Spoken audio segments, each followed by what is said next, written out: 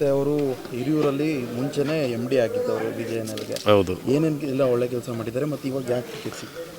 ನೋಡಿ ಸರ್, ಅವರು 2023ರಲ್ಲಿ ಕಾಂಗ್ರೆಸ್ ಗೌರ್ಮೆಂಟ್ ಬಂದಾಗ ಅವರು ಚೀಫ್ ಇಂಜಿನಿಯರ್ ಆಗಿದ್ದರು.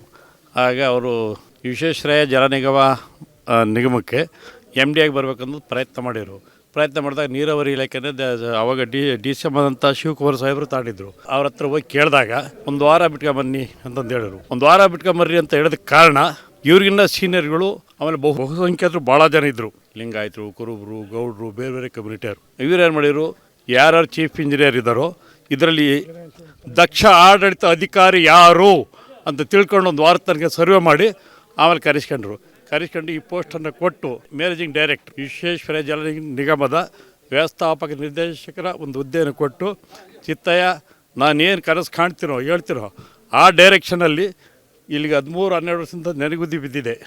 ಭದ್ರಾ ಮೇಲ್ದಂಡೆ ಎತ್ತಿನೊಳೆ, ಇದನ್ನು ನಿನ್ನ ಪೀರಿಯಡ್ ಒಳಗೆ ಈ ಕಾಮಗಾರಿನ ಪೂರ್ಣ ಮಾಡಬೇಕಂತಂದು ಹೇಳಿದರು. ಅದೇ ಥರ ಸಾಹೇಬರು ತಾಂಡು ಎತ್ತಿನೊಳೆನ ಸಿಎಂ ಕರ್ಕೊಂಡು ಉದ್ಘಾಟನೆ ಮಾಡಿದರು.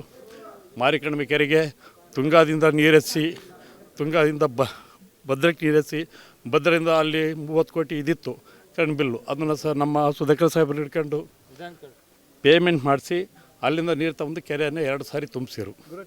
ಆಮೇಲೆ ನಾ ಕಂಡಂತೆ ನಮಗೆ ಸುಮಾರು 43-44 ವರ್ಷದಿಂದ ಅವರು ನಮಗೆ ಚಿರಪರಿಚಿತರು, ಅವರು ನಾವು ಸ್ನೇಹಿತರು.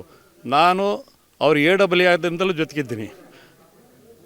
ಸರ್ಕಾರದ ಕೆಲಸ ಅಂದರೆ ದೇವರ ಕೆಲಸ, ಕಾಯಕವೇ ಕೈಲಾಸ ಅಂತ ನಂಬಿ ಬಂದಿರೋರು ಅವರು. ನಾನು ಬೆಳಗ್ಗೆ 11 ಗಂಟೆಗೆ ಅವ್ರು ನೋಡೋಕ್ಕೆ ಹೋದರೆ ರಾತ್ರಿ 9-10 ಗಂಟೆ ಆಗೋದು. ಏನು ಸರ್ ಬೆಳಗ್ಗಿದ್ದ ಕಾಯ್ತಿದ್ದೆ ಅಂದರೆ, ನನಗೆ ಅನ್ನ ಕೊಟ್ಟಿರೋದು ಇದು ನನ್ನ ಹುದ್ದೆ.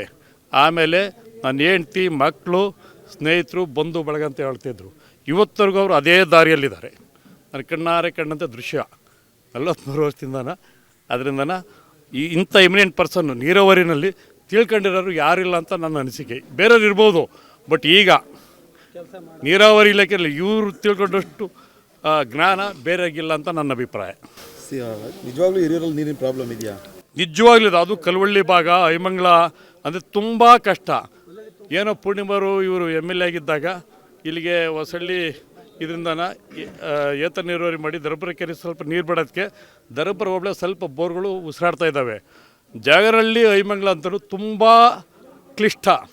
ಅದನ್ನು ಎಷ್ಟು ಪ್ರಯತ್ನ ಮಾಡಿ ಇವತ್ತು ನಮ್ಮ ಸಾಹೇಬರು ಸುಮಾರು 100 ಕೆರೆಗೆ ನೀರು ತರೋದಕ್ಕೆ ಹೋರಾಟ ಮಾಡಿದ್ರು ಹೇಳ್ಬಾರ್ದು.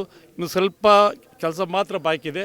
ಅದನ್ನು ಇವರೇನಾದರೂ MLA ಆಗಿ ಬಂದರೆ ಇಂಚಿಂಚು ಗೊತ್ತು.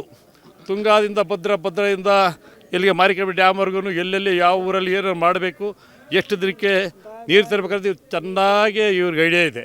ಆದ್ದರಿಂದ ಇವ್ರನ್ನ ನಾವು ನಮ್ಮ ತಾಲೂಕು ತುಂಬ ಬಯಸ್ತೀವಿ. ನಮ್ಮ ತಾಲೂಕು ಸಮೃದ್ಧಿಯಾಗಿರಬೇಕು ಅಂದರೆ